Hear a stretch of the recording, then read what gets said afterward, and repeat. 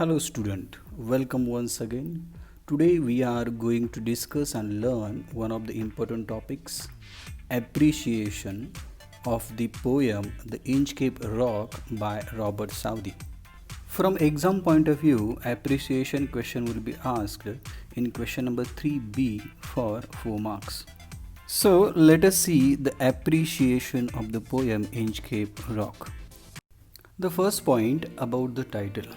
कवितेच्या शीर्षकाविषयी थोडक्यात आपल्याला लिहिणं अपेक्षित आहे. प्लीज सी हे टायटलची समर्पकता काय आहे किंवा टायटल हे कशावरून घेण्यात आलं याच्याबद्दल लिहिणं हे महत्त्वाचं आहे. The Inchcape Rock, the title of the poem is derived from the notorious sandstone reef which is about 18 km off the east coast of Angus, Scotland. The Inchcape rock या कवितेचं शीर्षक स्कॉटलंड अँगसच्या पूर्व किनाऱ्यावरील एक अत्यंत धोकादायक मानला जाणारा दगड इंचकेप रॉक, ज्याची लांबी सुमारे 18 किलोमीटर आहे, याच्यावरून घेण्यात आलेलं आहे. It is based on the story of 14th century attempt by Abbot of Aberbrothock to install a warning bell. आणि या कवितेच्या शीर्षकामध्ये 14व्या शतकातील कथा जी या दगडावरती ॲबॅट ऑफ ॲबरब्रोथक या साधूनं बांधलेली घंटा त्याच्या या प्रयत्नावरती आधारित आहे. नेक्स्ट पॉईंट आहे about the poet and poem. कवितेविषयी आणि कवीविषयी. कवीविषयी लिहित असताना त्याचं लाईफ, करिअर आणि वर्क याच्याबद्दल लिहिणे अपेक्षित आहे.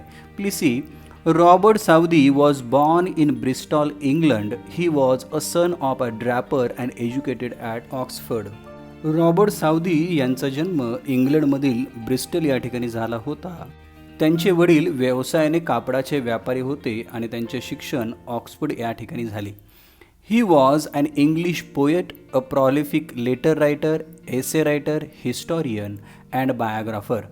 रॉबर्ट साऊदी हे एक इंग्रजी कवी, पत्रलेखक, निबंधलेखक, इतिहासकार आणि चरित्रकार म्हणून प्रसिद्ध होते. ही was a poet of laureate of England from 1830 to 1843 for 30 years. जवळजवळ 30 वर्ष म्हणजे 1813 ते 1843 हे इंग्लंडचे राजकवी होते. त्यानंतर यातीलच sub point about the poem. कवितेच्या विषयाबद्दल थोडक्यात या ठिकाणी लिहावं. The Inchcape Rock is a lyrical बॅडर written in 1802 and it is about Inchcape Rock legend, a reef which is situated in North Sea close to the coastal region of Angus in Scotland near the River Tay. Inchcape rock हा एक पोवाडा शैलीतील प्रकार आहे जो 1802 मध्ये लिहिण्यात आला. ही कविता Inchcape rock कथेविषयी आहे, जो धोकादायक दगड टाई नदी स्कॉटलंडमधील एंगसच्या समुद्रामध्ये वसलेला आहे. The Inchcape Rock is known for its bad name as a notorious for shipwreck. The title of the poem based on it and the kindness act of the monk. Inchcape हा दगड अत्यंत धोकादायक आणि बदनाम मानला जायचा, कारण की या दगडावरती बरेचसे जहाज अपघातग्रस्त व्हायचे आणि या कवितेचं शीर्षक हे या दगडावरून आणि त्या दगडावरती लावलेली धोक्याची सूचना देणारी बेल असा या संन्याशाच्या दयाळूपणावरती आधारित आहे. तिसरा पॉईंट आहे थीम. या कवितेचा विषय किंवा मध्यवर्ती कल्पना. The poem based on the most common theme of literature is the conflict between good and evil. या कवितेचा विषय किंवा मध्यवर्ती कल्पना वाङ्मयामध्ये सर्वसामान्य असणारा विषय चांगले आणि वाईट याच्यामधल्या संघर्षावरती आधारित आहे. It carries a predictable ideas like as you so shall you reap, crime gets its own punishment, evil digs a pit for others but fall into the same. यावरून कवितेच्या विषयाचा आपल्याला लगेच अंदाज मानता येतो.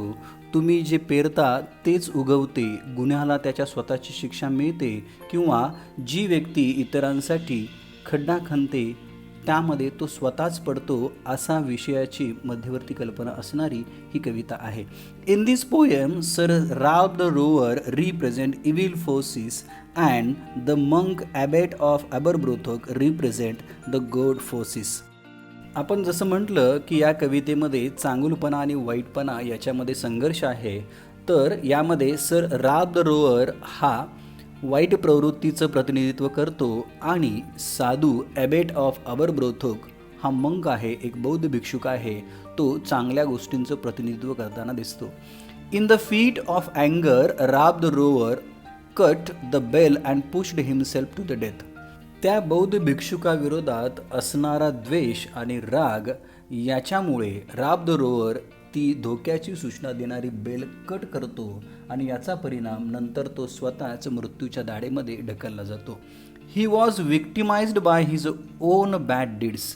आणि नंतरच्या काळामध्ये आपल्या वाईट कृत्यामुळे त्याचाच मृत्यू होतो. The poem outlines the theme of humanity between two persons. या कवितेमध्ये दोन व्यक्तींच्या मानवतावादी दृष्टिकोनावरती प्रकाश टाकताना दिसतो. It was our deeds of living which telling us who we are in reality, what are the effects. या कवितेमध्ये काय दाखवण्यात आलेलं आहे की माणसाच्या जीवनामध्ये कर्म किंवा कर्तव्य याच्यावरूनच त्या माणसाची वास्तविकता ठरत असते आणि त्याचे परिणामसुद्धा ठरत असतात. म्हणजे एखादा व्यक्ती आयुष्यामध्ये चांगले कर्म किंवा कृत्य करत असेल तर त्याला येणारी जी फळं आहेत किंवा पुढच्या गोष्टी आहेत ह्या चांगल्याच घडतात. जर आपण वाईट गोष्टी करायला लागलो तर त्याचा परिणामसुद्धा हा वाईटच असणार आहे. दस म्हणूनच the basic theme of the poem is that those who do bad things will ultimately be punished accordingly. म्हणून या कवितेचा मुख्य विषय हाच आहे, ज्या व्यक्ती वाईट कर्म करतात त्यांना त्याचप्रमाणे वाईट शिक्षाही मिळते. The poem demonstrates the law that crime gets its own punishment. या कवितेच्या माध्यमातून एक निसर्गाचा नियम परत एकदा सिद्ध केलेला आहे, गुन्ह्याला स्वतःची शिक्षा ही मिळतेच. Next point 4 poetic devices. कवितेमध्ये वापरण्यात आलेले अलंकार याच्याबद्दल. The Inchcape rock is written in the form of ballad interwoven with a number of poetical devices like alliteration, metaphor, personification, onomatopoeia and repetition. The Inchcape Rock ही पोवाडा प्रकारामध्ये लिहिलेली कविता आहे आणि कवीने याच्यामध्ये वेगवेगळ्या अलंकारांचा वापर केलेला आहे. ते म्हणजे ॲलिटेरेशन अनुप्रास, मेटॅफर रूपक अलंकार, पर्सॉनिफिकेशन चेतन गुणोक्ती, ओनोमोटोपोइया नादानुकरण अँड रिपिटिशन पुनरावृत्ती अलंकार वापरलेले आहेत. As the poem was written in 18th century, it endows with a rich symbol, imagery and archaism. जसं की ही कविता 18व्या शतकामध्ये लिहिली गेल्याने त्याच्यामध्ये वेगवेगळी प्रतीकं, प्रतिमा आणि जुन्या काळातील काही वेगवेगळे शब्द यांचा मुक्तपणे वापर केलेला दिसतो. The poem comprises a lot of images which hypnotize and captivate the readers mind. या कवितेमध्ये वेगवेगळ्या प्रतिमांचा वापर केल्यामुळं वाचकांच्या मनावरती एक भुरळ पडते आणि यामधनं वेगवेगळ्या प्रतिमा आपल्या डोळ्यासमोर येतात.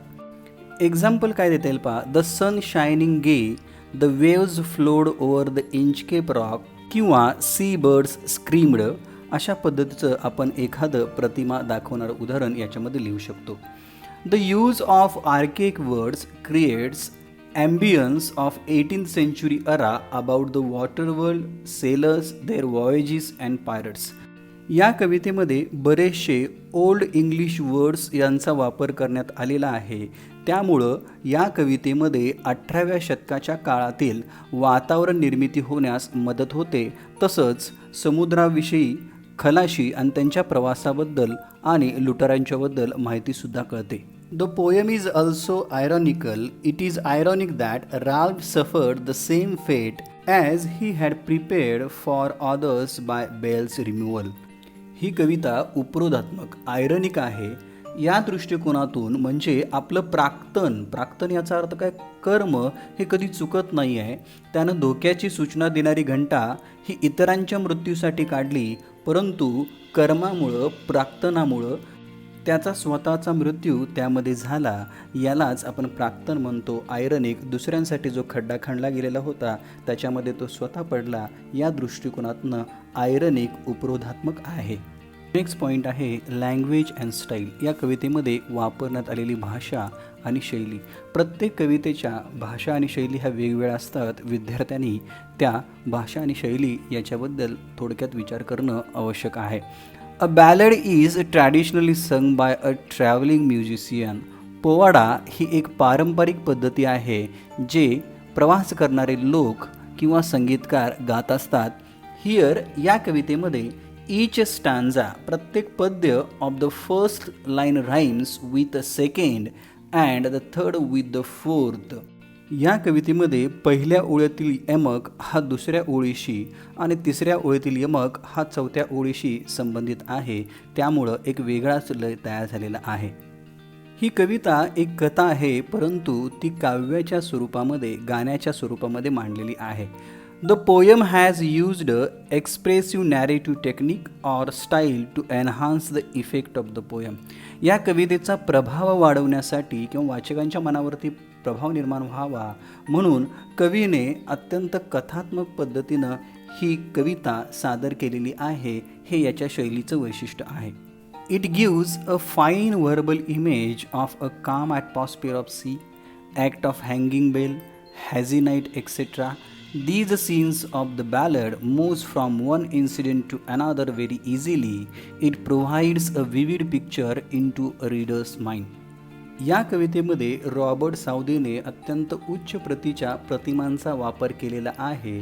उदाहरणादाखल समुद्राचे शांत वातावरण, हँगिंग बेल, बेल लावण्याचा प्रसंग आणि धुक्याची रात्र याच्याबद्दल वाचकांच्या मनासमोर ते चित्र उभे राहते. त्याचबरोबर या कवितेमध्ये वेगवेगळ्या घटना आणि प्रसंग एका ठिकाणाहून दुसऱ्या ठिकाणी सहजपणे जाताना दिसतात. त्यामुळं वाचकांच्या मनावरती एक सलगपणाची प्रतिमा तयार होताना दिसते. Language is so simple like a prose story. It is a long narrative poem and ample use of archaic words.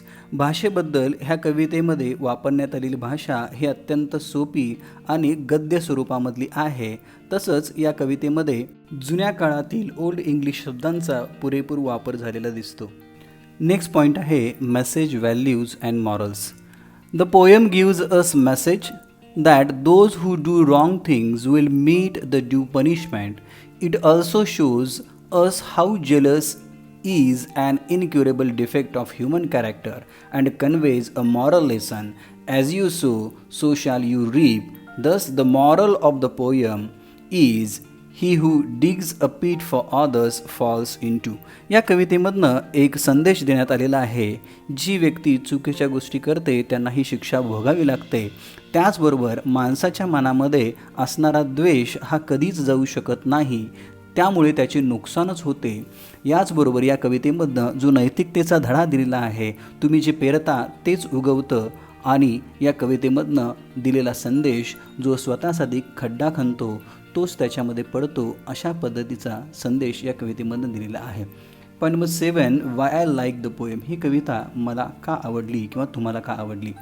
I like the poem for two reasons. First, for the teaching principle that crime gets its own punishment, and the other, it is written in a lyrical ballad form which gives joy, happiness, thrill, teaches a lifetime important lesson tit for tat. ही कविता मला 2 कारणांसाठी आवडली. पहिलं तर याच्यामधने जीवनाविषयक जे तत्त्व सांगितलेलं आहे की गुन्ह्याला शिक्षा ही मिळतेच, गुन्हा केला असेल त्या शिक्षेपासून त्याला कोणीही वाचवू शकणार नाही.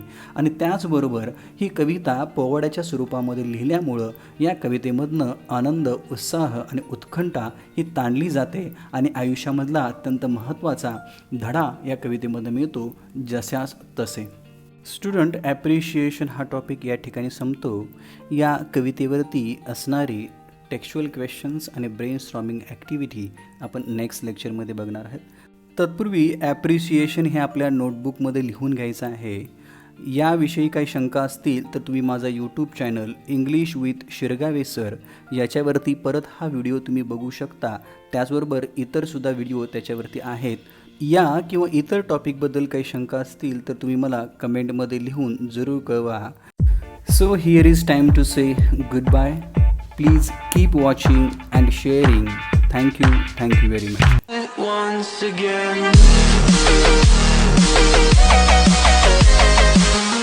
Please like, share and subscribe.